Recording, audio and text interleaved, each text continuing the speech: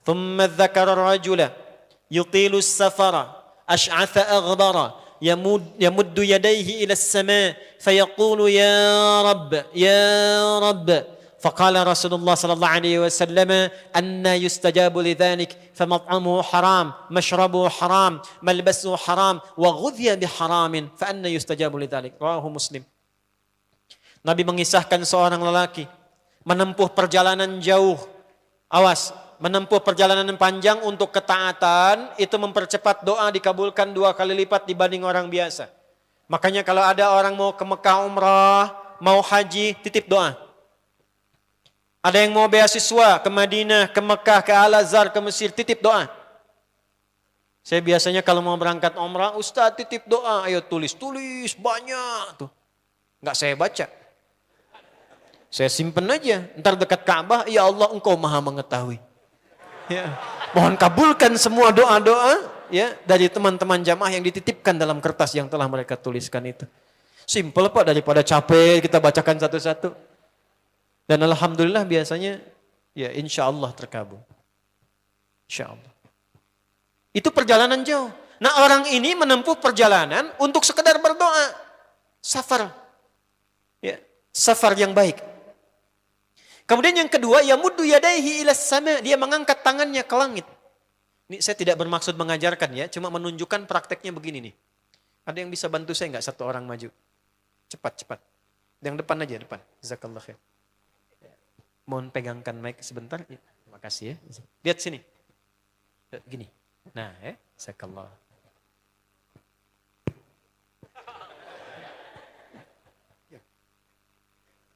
Nah, gini ya. Ini tangan, lihat telapak 2 ya. Berdoa itu sesuai porsinya dan ikuti caranya Nabi. Kalau doanya formal dalam sholat dan diikat dengan gerakan, jangan kreatif. Ikuti seperti Nabi yang contohkan. Misal dalam sholat, shollu kama ra'aitumuni usolli. Sholatlah seperti kalian melihat aku sholat. Nanti ada 3 posisi atau sampai 4 posisi dalam sholat yang mempercepat terkabulnya doa. Posisi puncaknya sujud. Hadisnya sahih. Inna ma aqrabal abdi min rabbihi wa huwa sajidun fa akthirud doa. Keadaan terdekat antara hamba dengan Rabbnya adalah saat sujud. Maka perbanyak doa saat sujud. Tangannya posisi sujud begini, menempel. Jadi nggak usah begini. Oke, begini.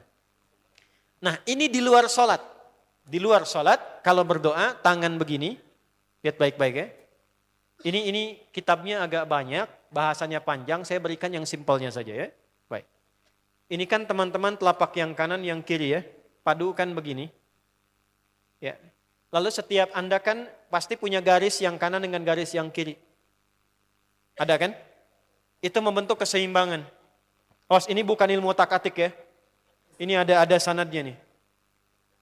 Pertemukan 2 garis itu sehingga seimbang tangan ini. Tuh. Ini masalah sederhana tapi poinnya penting sekali. Sudah? Cara yang pertama begini. Ini di luar salat dan bukan dalam posisi saat istisqa, saat minta hujan. Begini. Sudah? Pertemukan. Lalu letakkan sejajar dengan dada di sini. Ya. Jadi kalau dada itu ini posisinya, ini nahar di sini.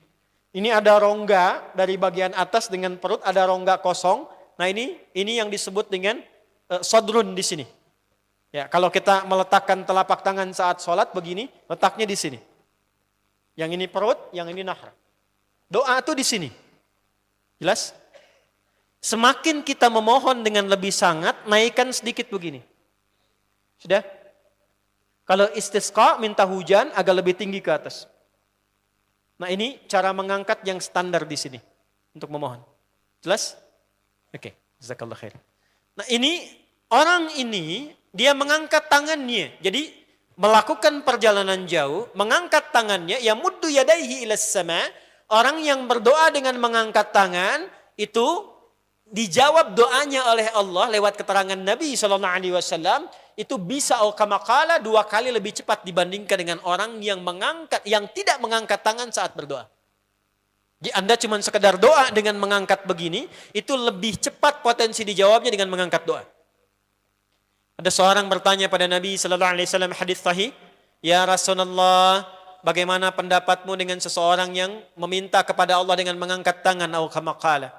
Lalu Nabi mengonfirmasi, bertanya balik, bagaimana kalau ada seseorang memohon kepada Anda dengan mengangkat tangannya? Pak, tolong Pak, tolong Pak, tolong, gitu kan? Di depan rumah Anda 1 jam begitu Pak, tolong Pak. Kira-kira Anda beri atau tidak? Beri.